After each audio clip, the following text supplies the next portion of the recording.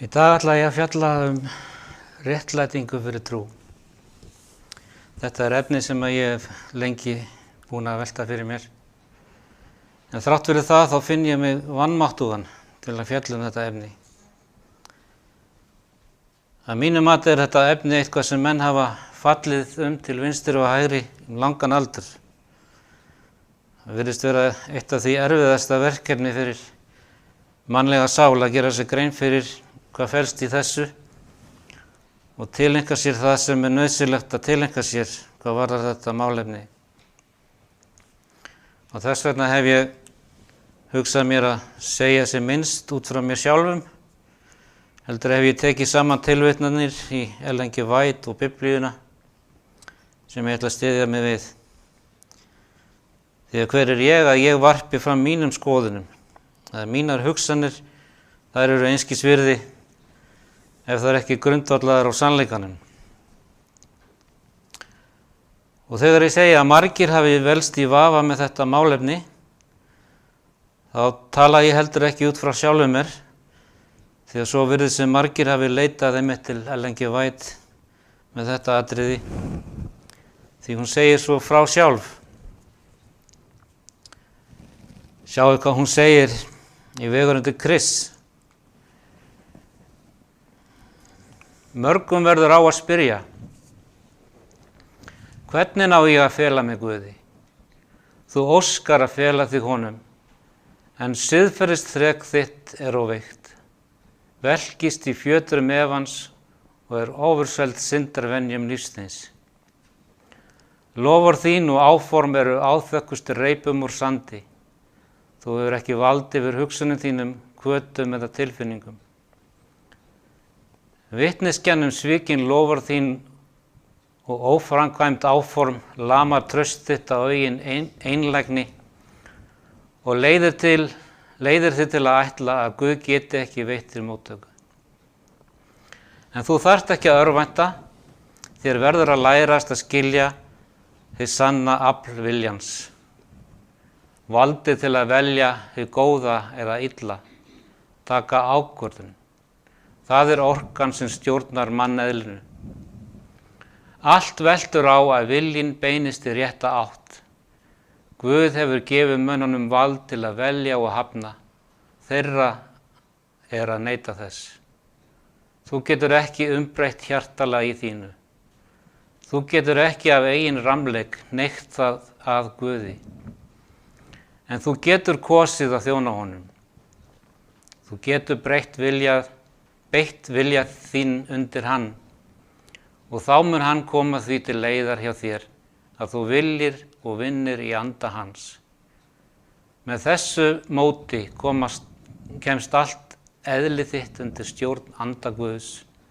Ást þín mun beinast að honum og hugsanir þínar verða samkvæmar vilja hans.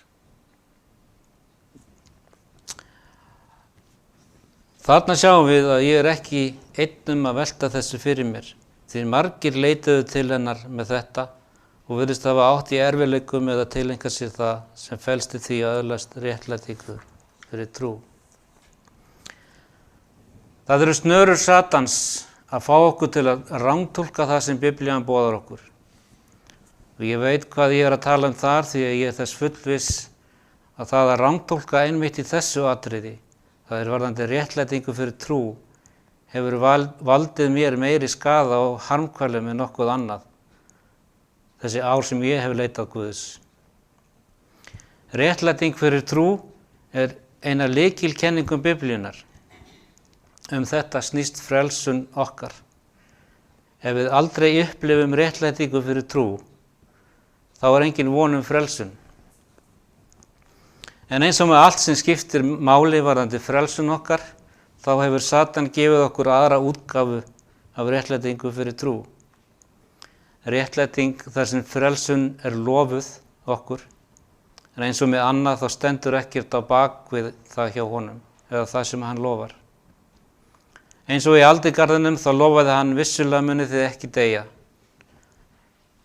En í því eins og öðru þá getur hann ekki staðið við það sem hann lofar.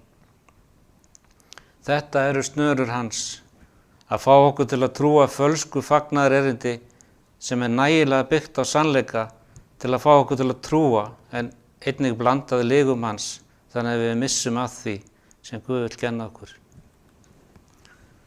Og í Galatabréfinu 1. kafla 8. vers þar lesum við: En þótt jafnvel vér eða engill frá himni færi að boða yður annað fagnaðarerindi en það sem við höfum boðað yður, þá sé hann bölvaður. Rétt eins og það var falskt fagnaðarerindi á tímum postulana, þannig höfum við falskt fagnaðarerindi í dag. Fagnaðarerindi sem lofar einhverju sem það getur ekki staðið við. Og fjöldinn allur af kristnum mönnum hafa fallið fyrir hans blekkingum, vegna þess að hans útgáfa hljómar svo vel. En hvað kennir Biblían í raun og veru réttlætingu? Hvernig einstaklingur gerður réttlátur? Það eru tvær hliðar á réttlætingu fyrir trú og það er lykilatriði að við skiljum hvoru tveggja. Ekki einblína á eina hlið þessa máls, heldur skoða allt sem í því felst að öðlast réttlætingu. Ekki viljum við missa marks vegna þess eins að okkur ljáðist að skoða málið frá öllum hliðum. Og það sem ég vil byrja á að skoða varðandi réttlætingu fyrir trú, það er að finna í Rómverjabréfinu 4. kafla 6-8. Eins og líka Davíð lýsir þann mann sælan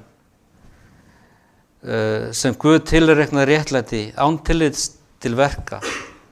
Sælir eru þeir sem afbrotin eru fyrirgefin og syndir þeirra huldar. Sæll er sá maður sem Drottinn tilreiknar ekki synd.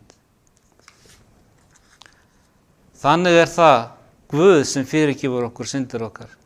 Við getum lifað í fullvissu það að þegar Guð fyrirgefur þá ertu ekki lengur sekur. Þetta er það fyrsta sem við þurfum að skilja varðandi réttlætingu fyrir trú. Eins og við lesum í Bible Commentary, voljum 6, blaðsíðu 1071. Friðþæging og réttlæting er eitt og hið sama fyrir trú.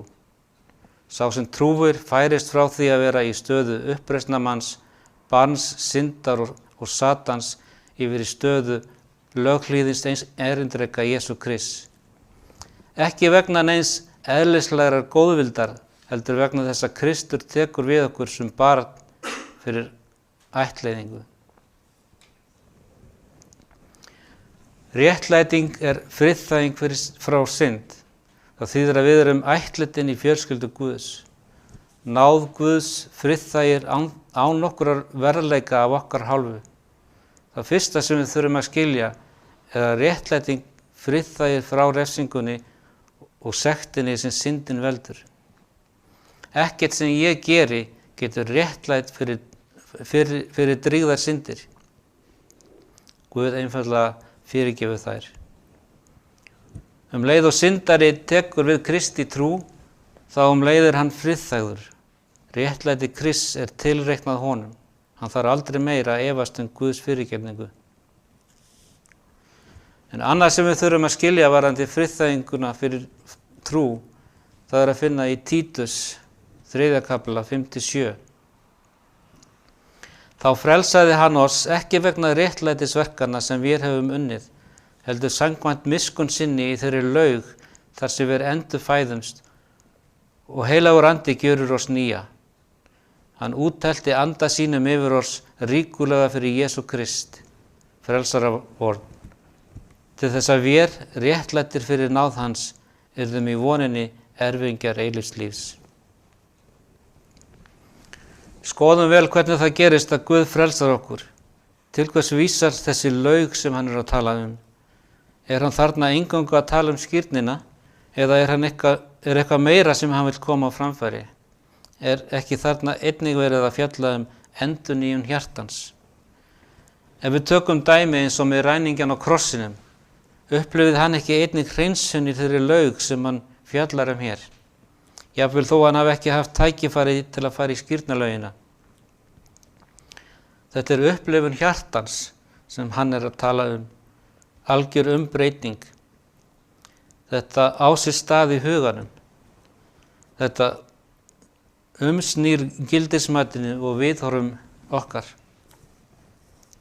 Heilagur andi endurnýjar hugan. Ekki lengur miða ég alla hluti við sjálfa mig. Nú miða ég alla hluti við Krist. Núna hef ég hugafar Krists. Þegar þessi þvottur hefur verið framkvæmdur af Kristi og heilagum anda, þá ég réttlátur og hef gengið inn til eilífs lífs. Þá meira í því falið að verða réttlátur annað en að verða friðþægður frá syndum mínum. Hérna að ræða réttlæting sem upplifuð hið innra. Takið þið eftir því að réttlæting kemur í kjölfar endurnýjunar og endurfæðingar. Jesús útskýrði þetta mjög vel í Jóhannesar guðspjalli 3. kafli og 3. vers. Jesús svaraði honum: Sannlega, sannlega segi ég þér, enginn getur séð Guðs ríki nema hann fæðist að nýju. Þannig það hinn megin skilningur að réttlæting upplifuð í endurfæðingunni. Og endurfæðingin kemur ekki í kjölfar réttlætingarinnar, heldur fæðingin réttlætingin. Við lesum í Thoughts from the Mount of Blessings á blaðsíðu 114.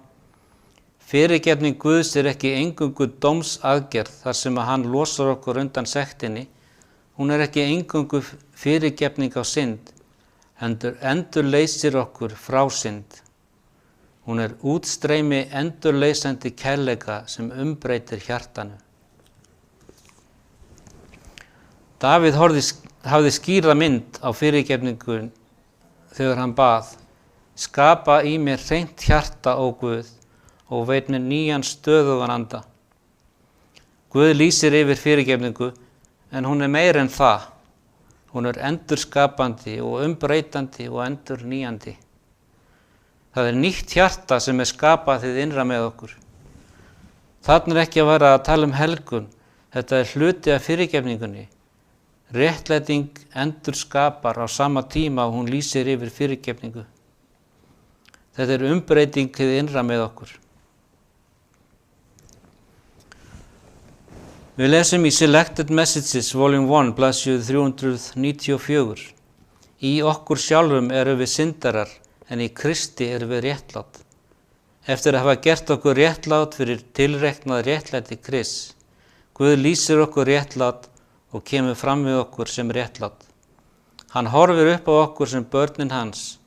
Réttlætir af trú höfum við frið við Guð fyrir drottinn vorn Jesú Krist. En almennt í dag ekki talað þetta með þessum hætti. Almennt talað það að verða réttlátur komi seinna í helguninni. En hvað segir hérna í Christ Object Lessons, blaðsíðu 162? Það segir: þegar syndarinn dreginn af krafti Krists, nálgast hinn upphafna kross og stendur frammi fyrir honum, þá verður ný sköpun. Nýtt hjarta gefið honum. Hann verður ný sköpun í Kristi Jesú. Guð sjálfur sá sem réttlætir hann sem trúir á Jesú. Réttlæting því það að taka við nýju hjarta frá Guði og verða ný sköpun þegar í stað. Það hins vegar sífellt verið að aðskilja hinn umbreytandi kraft heilags anda frá réttlætingunni, koma honum fyrir í því sem við köllum helgun. En hvað við þá að sjá í þessum innblásna texta? Það ekki einmitt að þessi umbreytingar kraftur, að það að vera lýst réttlát, hlutar af sama ferlinu og í því lýsir Guð okkur réttlát. Réttlæting bara annað heiti yfir endurfæðingu, nýja sköpun og nýtt hjarta. Í Bible Commentary Volume 6 á blaðsíðu 1098 lesum við: með því að taka við tilreiknuðu réttlæti fyrir umbreytandi kraft heilags anda verður við lík honum. Takið eftir þessu, fyrir umbreytandi kraft heilags anda. Flestir í dag vilja segja að við séum réttlát fyrir Krist en helguð fyrir heilagan anda. En hvar lesum við slíkan aðskiljan þessara tveggja þátta? Þessi stað báðir þáttakendur í bæði réttlætingu og helgun. Að því við getum sagt, tilreiknað réttlæti, það felur meira í sér en afskriftir synda. Í Review and Herald 19. ágúst 1890 er skrifað: að verða friðþægður á þann hátt sem Kristur friðþægir er ekki bara að vera fyrirgefið, heldur að vera endur nýjaður í anda og huga. Drottinn segir: nýtt hjarta vil ég gefa yður. Ímynd Krists á að vera stimpluð á huga, hjarta og sál. Að friðþægja þýðir það þannig í raun að endur nýja. Svo einfalt og skýrt er það. Svo fyrsti hluti réttlætingarinnar er að fyrirgefa syndir. Annar hluti er að vera endurskapaður í endurfæðingunni. Réttlæting er þannig ekki bara yfirlýsing þess efnis að þú sért réttlátur, heldur einnig upplifun endurfæðingarinnar. Þannig getum við ekki upplifað réttlætingu nema endurfæðingin á sér stað. Og ef endurfæðingin á sér ekki stað, þá er engin réttlæting. Þegar menn skipta þessu upp og tala réttlætingu án endurfæðingar, þá verða menn kærulausir og halda að það skipti ekki máli þó engin breyting verði á hegðun okkar, en það er helgun eitthvað sem tekur allt lífið. Þannig verða menn umburðarlyndari og kærulausari gagnvart synd. Á árunum fyrir aldamótin 1900 kom sérstakur boðskapur til safnaðarins fyrir 2 unga menn og Ellen G. White lýsir því svona: Drottinn í mikilli miskunn sinni sendi dýrmætt skilaboð til fólksins í gegnum öldungana Wagoner og Jones. Þessi skilaboð urðu til þess að leggja áherslu á hinn upphafna frelsara, fórnina fyrir synd alls heimsins. Þau báru fram af ábyrgð friðþægingu fyrir trú. Þau buðu fólki að taka við réttlætingu Krists sem birtist í hlýðni við öll boðorð Guðs. Margir höfðu misst sjónar á Jesú, þeim þarfnaðist að augu þeirra væru beint á hans guðlegu persónu, hans verðleika og hans óbrigðulega kærleika til mannfjölskyldunar. Allt vald er í höndum hans, svo hann fái útdeild ríkulega gjöfum til mannana, miðlað henni óborganlegu gjöf síns eigins réttlætis til hins hjálparvana mannkyns. Þetta er það skilaboð sem Guð bauð að skyldi vera boðað heimsbyggðinni. Þetta er tilboð englanna 3 sem á að boða með hárri röddu og því fylgir úthelling heilags anda í miklu mæli. Og E.J. Wagoner setti þetta líka fram með einföldum hætti. Að réttlæta þýðir að gera réttlátan eða birta sem réttlátan. Skilaboðið sem voru gefin 1888 voru ekki samhljóða þeim skilningi sem menn höfðu á réttlætingu. Gæti verið að við séum að eiga við 2 ólík fagnaðarerindi, bæði að keppast við hollust okkar. Satan bregður fram sinni fölsun sem er ekki síður skaðleg en hans falsi hvíldadagur. Oft má heyra fleygt fram setningum eins og þessum: ég þakka Guði að ég er réttlátur óverðskuldað. Náð Guðs tekur við mér skilyrðislaust. Skilyrt réttlæti er lögmámsþrælkun. Berum þetta saman við það sem við lesum í Manuscript Release, volum 13, blaðsíðu 22. Enginn skal segja að það séu engin skilyrði fyrir frelsun. Það eru ákveðin skilyrði sem setja sálu okkar í hættu. Við verðum að þekkja þau skilyrði sem gefin eru á honum sem gaf sitt eigið líf til að bjarga okkur frá glötum.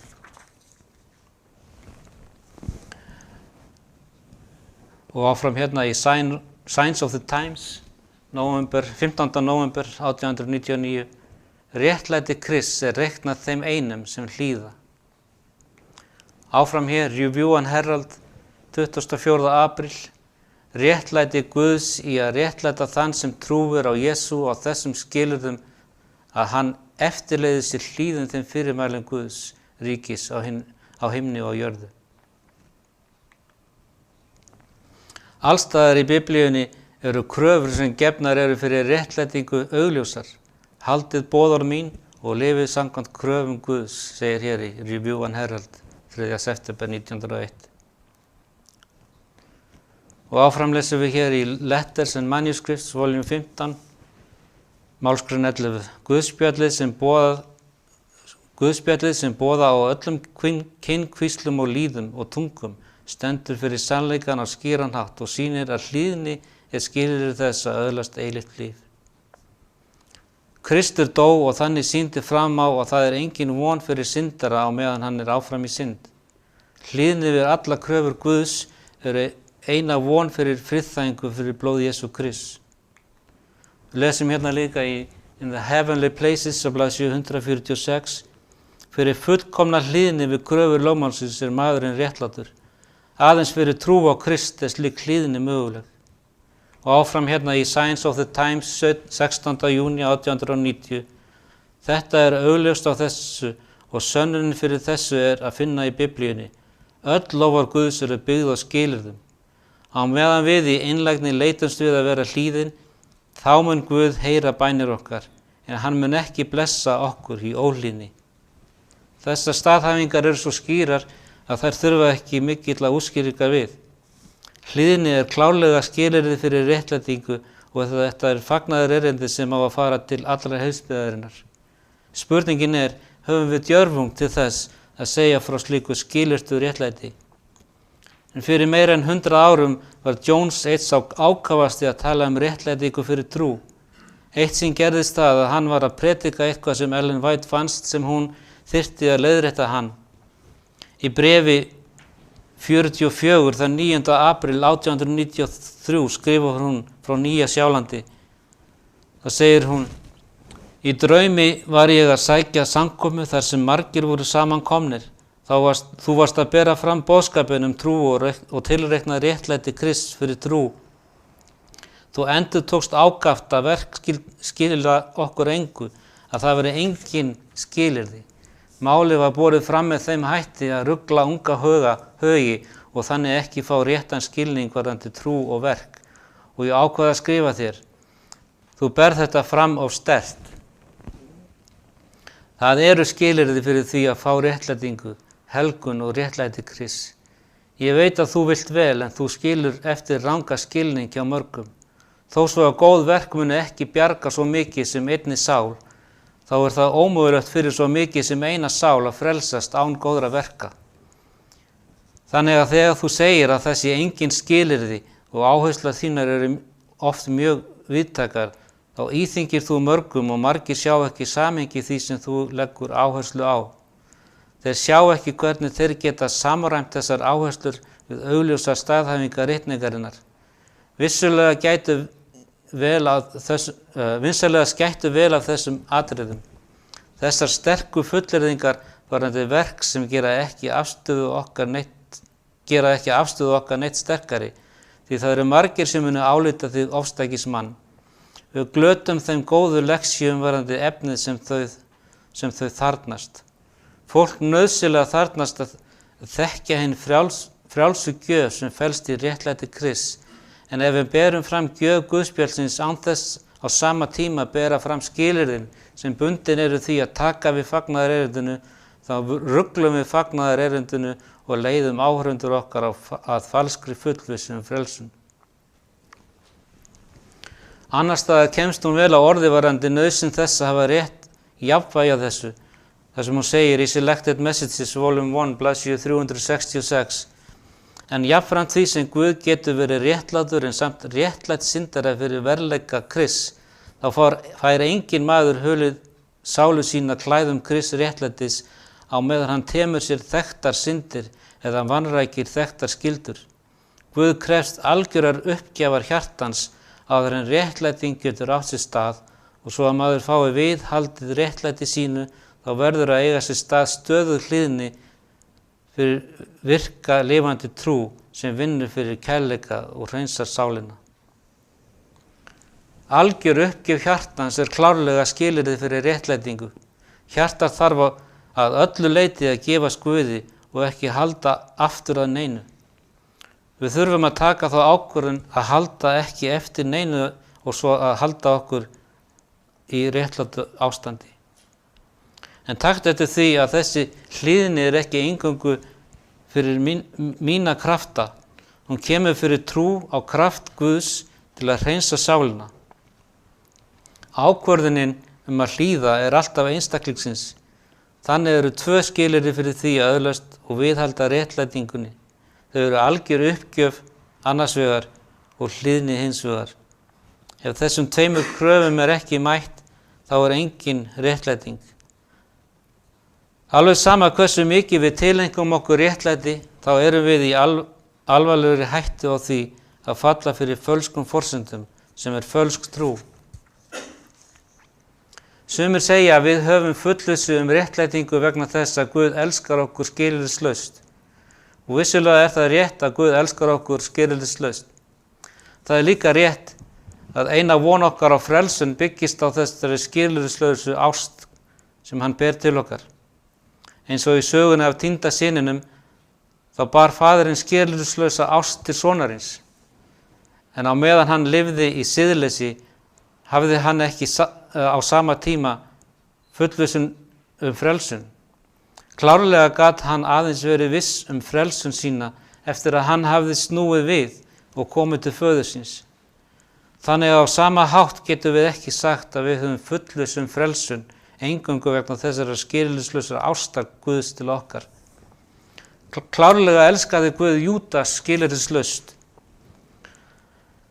Aðrir vilja fullyrða að við höfum fullvissun frelsun vegna dauða Krists á krossinum, en sama vandamál blasir við okkur hér. Flestir þeirra sem Kristur dó fyrir á krossinum munu ekki ganga inn í eilífa ríkið. Kristur bað Guð að fyrirgefa þeim sem krossfestu hann, vegna þess að þeir vissu ekki hvað þeir væru að gjöra. En staðreyndin sú að flestir þeirra sem Kristur bað fyrir munu ekki frelsast. Augljóslega þá eitthvað meira sem þarf að eiga sér stað áður en við getum átt fullvissu frelsun. Oft heyrir maður sagt að það sem ég geri eða geri ekki hefur ekkert að gera með það hvort Kristur tekur við mér. Þetta sorglegu misskilningur á sambandinu á milli þess sem orsakar frelsun annars vegar og skilyrðum fyrir frelsun hins vegar. Ákvarðanir mínar hafa ekkert að gera með orsakir frelsunar, en þær hafa allt að gera með skilyrðin til þess að öðlast frelsun og við öðlumst ekki frelsum nema skilyrðum frelsunar sé fullnægt. Í bók Ellen G. White, Faith and Works og blaðsíðu 15-28 okkur gefin skýr fyrirmæli hvað þetta varðar. Láttu þetta atriði vera skýrt í huga okkar. Ef við tökum við Kristi sem frelsara, þá verðum við að taka við honum sem höfðingja. Við getum ekki haft traust og fullkomna fullvissu á Krist sem frelsar okkar fyrir við höfum móttekið hann sem konung og erum hlýðin boðunum hans. Viljinn þarf að komast í algjört samræmi við vilja Guðs. Drottinn leggur ekki til þau verk sem hann hefur gefið manninum kraft til að vinna. Hlutverk mannsins verður að vera framkvæmt. Guðlegt vald og hlutverk mannsins í sameiningu færir okkur fullkomin árangur því réttlæti Krists afrekar allt. Og áfram í Testimonies to the Church, volum 5 blaðsíðu 47 segir: Við verðum að öðlast sigur á sjálfinu, krossfesta ástríður og losta og þá hefst sameiningin sálu okkar við Krist. Og takk eftir að þessi krossfesting ekki afleiðing þess að vera frelsuð, hún þarf að eiga sér stað áður en við getum gengið með Kristi. Þýðir að við getum ekki orðið nein fullvissa frelsun fyrir en algjör uppgjöf á sér stað gagnvart Guði. Náð Guðs ásamt minni uppgjöf gagnvart henni það sem gefur mér algjöra fullvissu frelsun. Í Patriarchs and Prophets, blaðsíðu 207 segir: Guð hefur sett fram í orði sínu skilyrðin fyrir því að sérhver sál verði valin til eilífs lífs. Hlýðnið við boðorðin fyrir trú á Krist.